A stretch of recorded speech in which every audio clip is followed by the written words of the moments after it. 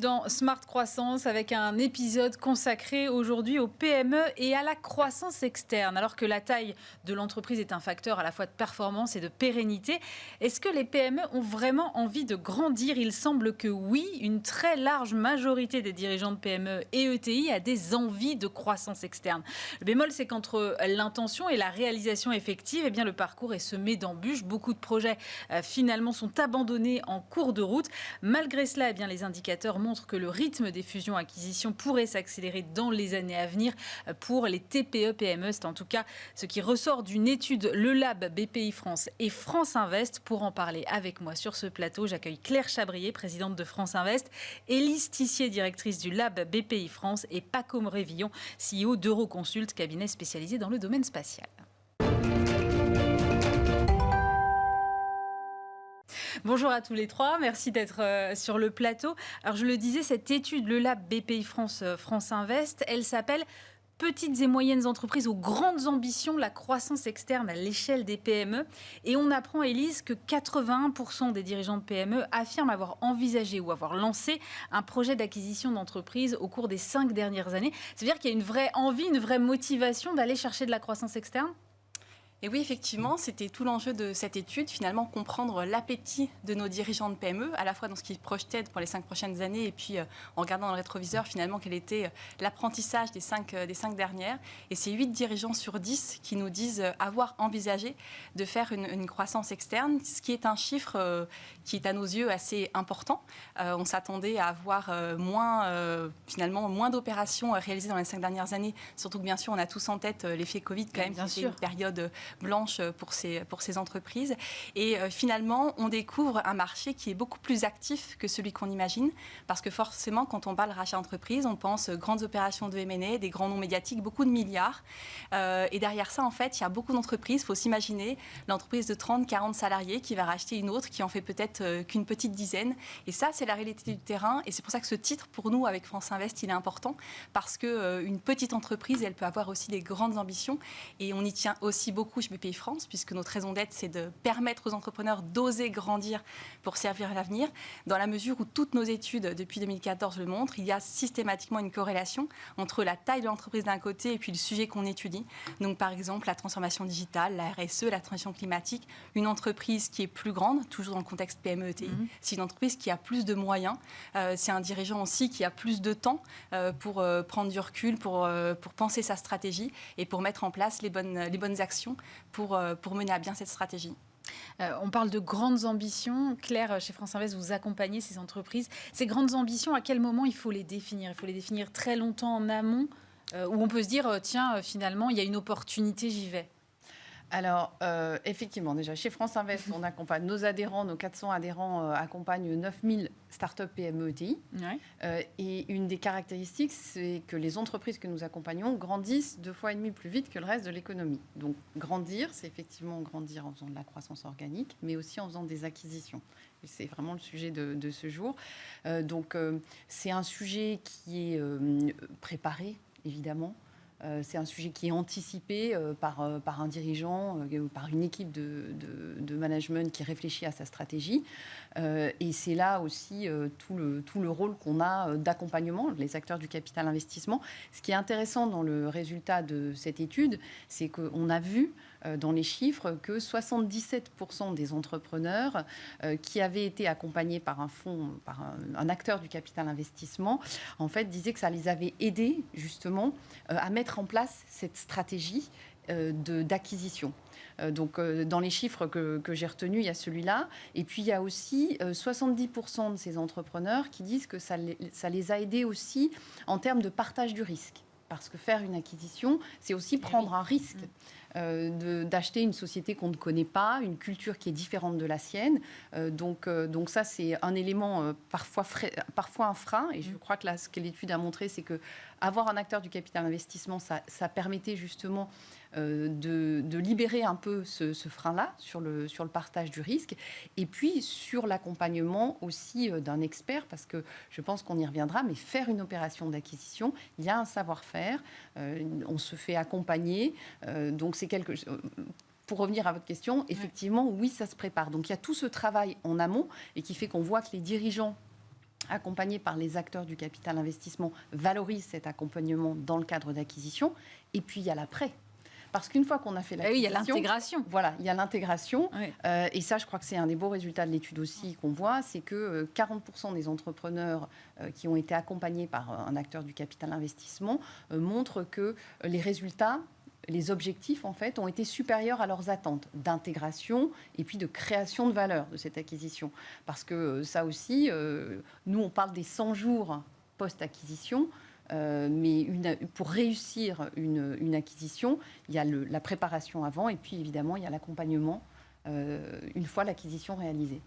Moi, je voudrais comprendre les motivations. Qu'est-ce qui nous pousse, quand on est chef d'entreprise, à faire de la croissance externe? Pacôme Révillon, vous êtes à la tête d'une entreprise. Qu'est-ce qui vous a poussé à aller chercher de la croissance externe?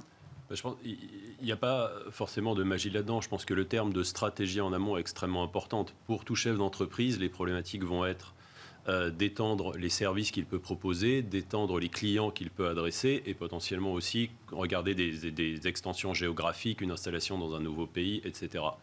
Donc à partir de là, dans le diagnostic de l'entreprise, c'est sommes-nous capables de le faire de façon organique? Pouvons-nous développer ces nouveaux métiers ou en combien de temps? Quelles sont les barrières? Et à partir de là, dans un certain nombre de cas, la logique de la croissance externe peut rapidement s'imposer. Donc ensuite, il y a parfois affaire d'opportunités et de stratégie et comment mailler les deux au mieux. Mais clairement, ça doit s'inscrire dans la stratégie générale de l'entreprise et être capable de prendre une décision entre croissance externe ou organique.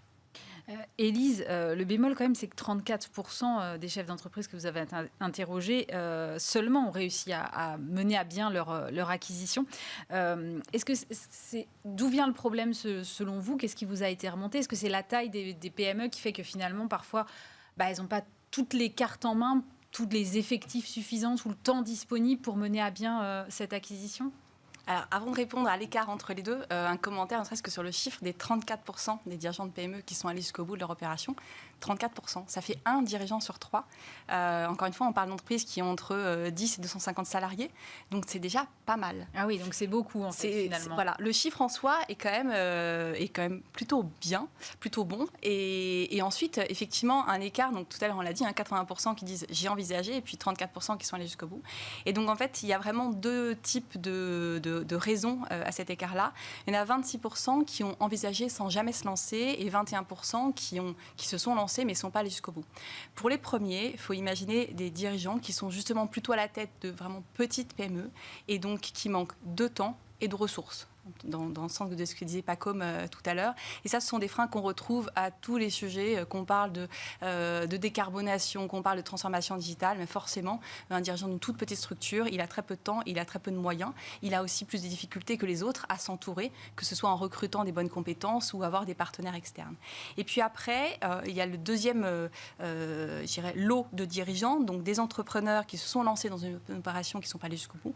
Et là, on retrouve des choses sans doute évidente pour des dirigeants qui ont mené ces opérations, c'est vraiment les due deals et la négociation essentiellement sur le prix qui posent problème, ou en tout cas qui sont des deal breakers et qui donc arrêtent les opérations qui sont en cours. À noter, parce que c'est important, quand un dirigeant en est à ce stade d'opération, le financement n'est pas un frein.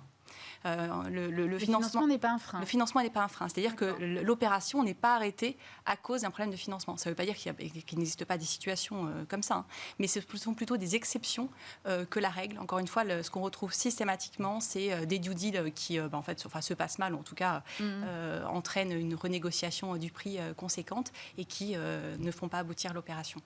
Pacôme, quand vous avez fait de la croissance externe, quels ont été les freins ou les bâtons que vous avez eus dans les roues et vous vous êtes dit à un moment je ne pensais pas que c'était aussi difficile? Alors, de par notre métier, on a déjà été impliqué dans des processus de due diligence, donc j'imaginais bien dans quoi je pouvais mettre les pieds. Ceci dit, je pense que ce qui vient d'être évoqué est extrêmement vrai. D'une part, au niveau managérial, en fait, il est très difficile de découpler ou de dédier des ressources à 100% à des processus d'acquisition par rapport aux opérations courantes. Donc, c'est la première problématique, la capacité à prendre des décisions, à avancer dans les process de due diligence. Et la deuxième va être sur les accords sur le prix, la valeur de l'actif, avec une particularité, je pense, dans le monde des PME notamment, et que les entreprises cibles peuvent être aussi très dépendantes du dirigeant ou d'un très petit nombre de personnes ce qui peut créer des difficultés dans la valorisation ou dans la pérennité de l'activité s'il faut envisager une transition, qu'elle soit managériale ou un risque au niveau des équipes. Donc une fois tout ça mis bout à bout, lorsqu'on a réalisé une opération en 2016, ça a obligé un peu de créativité et des deux parties, autant de l'acheteur que du vendeur, pour mettre en place un système de prix fixe et aussi une part d'intéressement au résultat de l'entreprise ou d'objectifs à atteindre sur les 2-3 dernières années qui nous ont permis de boucler l'opération, ce qui aurait été très difficile sur une base de prix strictement fixe. Cela dit, chaque acquisition est un peu une aventure à part entière. Oui, évidemment, j'imagine, ça dépend aussi de la cible et du contexte, et effectivement. Mais Claire, vous disiez tout à l'heure, c'est nécessaire d'accompagner. Et quand on entend ce que dit Pacôme ou ce que dit Élise, finalement, la taille de l'entreprise fait que le dirigeant doit gérer plein de choses et qu'il n'a pas un département FUSAC à côté pour l'accompagner. C'est là où le capital investissement peut jouer son rôle aussi. Exactement. Et c'est la bonne nouvelle, je dirais, c'est qu'aujourd'hui, on a des acteurs en France, à travers les acteurs du capital investissement, pour faire ce type d'accompagnement. Mais pour rebondir et faire le lien avec ce que vous venez de dire, effectivement, le chiffre qui était donné, une entreprise sur 3, c'est quand même bien. Quand on regarde peut-être l'accélération qu'apporte un partenaire financier, on voit que 71% des entreprises accompagnées par les acteurs financiers ont fait des acquisitions supérieures à 1 million d'euros. Donc ça veut dire qu'effectivement, pour un dirigeant qui est assez seul, parce qu'un dirigeant de PME, c'est quand même, il y a une certaine, on parle de la solitude du dirigeant, et elle est assez avérée. Avoir justement un partenaire à côté de soi pour y aller aussi, il y a un sujet psychologique. Quand on n'a jamais fait d'acquisition, la première acquisition, c'est très compliqué. Il y a un sujet de risque. Est-ce que je ne vais pas mettre l'ensemble de la société que j'ai créée en risque? Donc c'est tout aussi cet accompagnement de se dire on va le faire ensemble et on aura des intérêts alignés puisque en tant qu'acteur du capital investissement, nous sommes des actionnaires professionnels, donc on est à côté du dirigeant avec les mêmes intérêts, c'est-à-dire que ça réussisse, que ce projet fonctionne. Donc c'est ce travail-là, je dirais, c'est peut-être ce déclencheur aussi psychologique, le fait de dire on n'est plus seul pour faire ce projet-là, qui fait que dans les entreprises accompagnées par un acteur du capital investissement, on voit plus d'acquisitions se matérialiser. Après, évidemment, vous le savez mieux que moi, c'est un travail de longue haleine. On peut revoir beaucoup de cibles, mais il faut les sélectionner, il faut s'assurer qu'elle est en cohérence avec la culture de l'entreprise et que ça va être un succès derrière. Donc c'est ce travail-là que nous faisons. Aujourd'hui, on a une chance en France, c'est qu'on a des acteurs du capital investissement c'est un marché qui est mature et donc qui permet d'accompagner tous les types d'entrepreneurs et quelle que soit la taille du projet. Quand je disais qu'on accompagne les startups, les PME et les ETI, c'est vrai. Un dirigeant qui veut se faire accompagner, qui a une idée d'acquisition par un acteur du capital investissement, il va pouvoir trouver le bon acteur qui a la bonne taille. Si c'est pour une acquisition en France, il pourra trouver quelqu'un qui l'accompagnera. On a d'autres acteurs qui regardent des entreprises aussi, des PME, pour qui c'est plus compliqué. Quand on fait sa première acquisition, c'est compliqué. Mais quand on veut faire une acquisition à l'international, ça, c'est encore un autre sujet. Dans un pays qui n'est pas sa langue, pas sa culture, là, les due diligence deviennent encore plus compliquées, finalement, ne serait-ce que pour s'entourer des bonnes expertises. Et donc, c'est là qu'on a tout notre rôle à jouer et qu'aujourd'hui, chaque dirigeant va pouvoir trouver un accompagnement sur mesure par rapport à son projet. Et ça, c'est important. D'ailleurs, moi, je le dis toujours, je recommande aux dirigeants de se renseigner sur son partenaire financier et sa capacité, justement, à l'accompagner sur tel ou tel projet par rapport à ce qu'il recherche. Claire, vous parliez de facteurs psychologiques. Pacôme Révillon, vous êtes d'accord avec ça? Il y a un facteur psychologique? Il y a un facteur psychologique qui est extrêmement important. D'abord, dans la transaction, il ne faut pas oublier que c'est aussi la rencontre de dirigeants de deux entreprises, d'une culture, ce qui a été mentionné. Donc, il faut déjà qu'il y ait une espèce de proximité culturelle ou d'alignement des valeurs entre la cible, autant pour celui qui vend que celui qui achète d'ailleurs.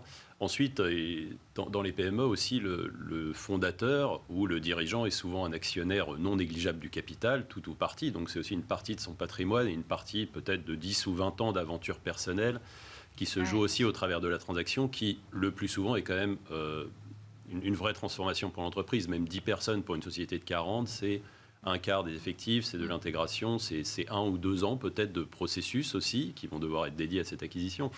Donc clairement, c'est une aventure humaine autant qu'une aventure financière en général, pour ceux qui l'ont vécu. Élise, est-ce que du fait de leur taille, justement, les PME jouent plus gros peut-être qu'un gros groupe lorsqu'elles font des acquisitions parce que voilà, quand effectivement il faut intégrer une entreprise qui fait peut-être un tiers de son effectif, il y a un risque de déstabilisation si ça se passe mal, peut-être plus important que pour un gros groupe. Alors clairement oui. Ça vient d'être dit en particulier ce que disait Pacôme. L'exposition finalement elle est beaucoup plus importante et il y a aussi cette dimension humaine qui l'est encore plus que dans un grand groupe. Je dis très souvent le tableur Excel il arrive vraiment en tout dernier parce que encore une fois quand on se remet dans la tête du chef d'entreprise, bon il y a identifié la cible et puis après il y a la rencontre de la cible, en particulier dans une situation où il n'y a pas un acteur du capital investissement pour accompagner cette opération. On est vraiment dans de l'humain pour les raisons aussi que donnait Pacôme sur les questions de partage du capital, etc. Et donc, tout l'enjeu, c'est une fois qu'on a signé, c'est de faire cette fameuse intégration. Et ça aussi, on le mesure dans l'étude, c'est qu'il y a tout un nombre de risques importants avant, ou de freins plutôt, qu'on a évoqués tout à l'heure. Et puis après, une fois que tout ceci est fait, c'est comment j'intègre ma cible. Et là, on retrouve des chiffres qui sont assez importants sur la difficulté qu'ont rencontré les dirigeants, les fameux 34% dont on a parlé tout à l'heure. La première difficulté qu'ils trouvent post-acquisition, c'est effectivement cette intégration, parce que la valeur de l'entreprise, peut-être encore plus pour ces entreprises-là, tiennent à la valeur humaine, à la valeur des personnes. Et donc, je suis une entreprise de 40 personnes, je reprends une entreprise qui est 10. Si sur les 10, 6 partent, ou même 3 personnes clés de l'entreprise partent, c'est un vrai problème. Et donc, ça pousse forcément des questions sur la gouvernance. Quelle place aura le dirigeant racheté dans la nouvelle entité? Quelle place pour les équipes? Quelle place pour les managers? Est-ce qu'ils deviennent managers de la nouvelle entité ou est-ce qu'on les met à côté? Voilà, tout ça, ce sont des questions dont la réponse sera un indicateur important pour la bonne réussite, pour transformer le potentiel qui a été racheté en réalité. Tout simplement, voilà. Claire, vous parliez tout à l'heure des 100 jours après l'acquisition. Ils sont importants, donc ces 100 jours, si je comprends bien. Ils sont cruciaux même. Oui, ils sont cruciaux. Ils se préparent avant. Oui, j'imagine. Ils se préparent avant et c'est tout un plan qui est fait en même temps, finalement en parallèle, quand on réfléchit justement, quand on est dans les étapes de due diligence, d'analyse de la cible, de complémentarité, d'intégration des hommes et des femmes de cette nouvelle entreprise. Donc tout ça, ça se prépare avant, mais ça se déclenche en fait le jour de l'acquisition. Et ça, je pense que pour une PME, c'est encore plus compliqué. Parce que là aussi, il faut avoir des ressources. De la même façon qu'il faut avoir des ressources pour faire ce travail en amont, d'identification de la cible, de sélection. Parce que quand on fait une acquisition, on en a regardé une dizaine, voire une quinzaine. Donc c'est beaucoup de bandes passantes pour un dirigeant qui n'aboutit pas, qui ne se transforme pas. Et c'est normal, parce que finalement, en faisant les due diligence, on se rend compte que ce n'est pas exactement la complémentarité de produits à laquelle on pensait, que les synergies ne vont pas être aussi fortes, que la culture ne va pas fonctionner. Donc, toutes les raisons qu'on évoquait qui fait qu'une opération ne peut pas aller jusqu'au bout. Donc, tout ce temps-là, c'est du temps qu'on peut penser d'ailleurs perdu, puisque quand on a raté une opération et qu'elle n'a pas abouti. Mais quand on regarde sur le long terme, nous, l'expérience qu'on a, puisqu'on en fait des centaines d'acquisitions, c'est notre métier. Donc, c'est pour ça qu'on peut accompagner aussi, puisque c'est le savoir-faire d'un actionnaire professionnel. On voit qu'en fait, ce temps, c'est du temps ces expériences, elles seront réutilisées par l'entrepreneur, parce qu'il est possible d'avoir fait une stratégie sur les 5 prochaines années d'acquisition. On passe 3 ans à regarder des opérations, il ne se passe rien, on n'en fait pas, on échoue sur toutes les opérations. Moi, j'ai accompagné des entreprises dont ça a été pour qui ça a été le cas. Et puis, en année 3, ça y est, on a une opération qui se déboucle. D'ailleurs, la première est souvent un élément déclencheur pour le succès des suivantes, d'avoir réussi sa première opération. Sinon, ça refroidit, en fait. Peut-être ça lève un certain nombre de freins. C'est-à-dire, c'est aussi une certaine fatigue. Quand on a raté plusieurs opérations, un dirigeant, il y a évidemment une fatigue de temps passé, d'énergie et de sentiment d'échec. Donc c'est là que nous, on est aussi là pour redonner de l'énergie et accompagner et se dire que c'est pas anormal, en fait. C'est qu'on peut regarder beaucoup de cibles et puis ça se fait pas parce que c'est pas le bon moment, parce par exemple, dans le contexte, on a des moments de contexte macroéconomique aussi, qui font que ça peut être, on peut avoir des opportunités ou pas à tel ou tel moment. Donc c'est un plan de long terme en fait. Voilà, c'est une vision vraiment long terme. Cette stratégie d'acquisition. Et c'est aussi pour ça que nous sommes là pour faire cet accompagnement à la fois avant et après, effectivement, sur les 100 premiers jours et cette intégration pour que l'acquisition soit une réussite. Pacôme, comment est-ce que vous avez géré cette phase d'intégration après l'acquisition ? C'est une excellente question. Alors j'aimerais dire que tout s'est passé comme on l'avait prévu. Ça ne se passe jamais comme on a prévu. Ça n'a pas été le cas. Non, ça se fait par étapes. Je pense qu'il est important, ce qui a été mentionné, de proposer aussi quelque chose aux équipes qui vont rejoindre l'entreprise. Donc il ne s'agit pas uniquement de vouloir imposer, notamment dans le domaine de PME, le modèle tel qu'il existe, les opérations ou les process tels qu'ils existent. Il s'agit bien d'essayer d'intégrer progressivement avec une culture commune. On avait dû aussi, puisque le dirigeant de l'autre entreprise, en fait, s'approchait de l'âge de la retraite et dans le cadre de la cession. Donc, on a dû recruter un nouveau management. Donc, il y a une phase de transition. Voilà, un certain nombre de difficultés. Alors, aujourd'hui, 5 ans après la première acquisition, il y a encore quelques éléments qu'on pourrait vouloir intégrer davantage. Donc, c'est une aventure, puisqu'on parle aussi de sociétés ayant des métiers différents, des sites différents, etc.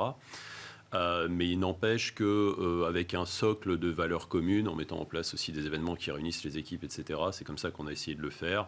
Et en allant par étapes successives, qui étaient aussi des étapes qu'on pouvait gérer au niveau d'une équipe managériale de PME. Donc s'assurer d'une part que les activités respectives se poursuivaient, tout en progressivement mettant en place des ponts qui soient dans les procédures, les outils des entreprises, l'approche du recrutement, etc., etc. En fait, faut pas, comme disait Claire, il ne faut pas vouloir aller trop vite. C'est quelque chose qui se fait vraiment sur le temps long. Il faut trouver le juste milieu. Il faut quand même réussir à imposer une dynamique collective et une démarche dans les 1 ou 2 années qui suivent avec une stratégie commune de développement. Et ensuite, un certain nombre d'ajustements se font davantage sur le temps long, ce qui est relativement naturel, sans même parler de la phase de pandémie qui a suivi et qui a nécessité beaucoup d'adaptation de la part de tout le monde. Oui, évidemment. Élise, vous avez prospecté sur les années futures. Est-ce que le rythme de croissance externe des PME va s'accélérer ? Alors, s'accélérer, je ne sais pas, mais en tout cas rester à un rythme soutenu si on s'en tient aux chiffres. Alors, je précise que notre étude, on l'a menée au printemps 2022. Donc, la situation n'était pas tout à fait encore comme celle qu'on connaît aujourd'hui, mais il y avait quand même déjà pas mal de choses négatives. Et pour autant, on a 72% des dirigeants qui nous ont dit avoir l'intention de racheter une entreprise dans les 5 ans à venir et 47% l'intention de vendre. C'est un marché, donc il faut une offre et une demande. Ouais. Donc on voit que il y a un potentiel de marché extrêmement important. Toute la question, ça nous renvoie à la première, qui est comment éviter le grand écart qu'on a fait entre les 80 et les 34% dont on parlait tout à l'heure, pour que donc ces chiffres se transforment là aussi en réalité. Ça renvoie pas mal de choses évoquées par Claire tout à l'heure sur la stratégie en amont. Il ne faut pas oublier qu'une opération de croissance externe, c'est pas un rachat pour un rachat, ça doit vraiment être au service d'une stratégie.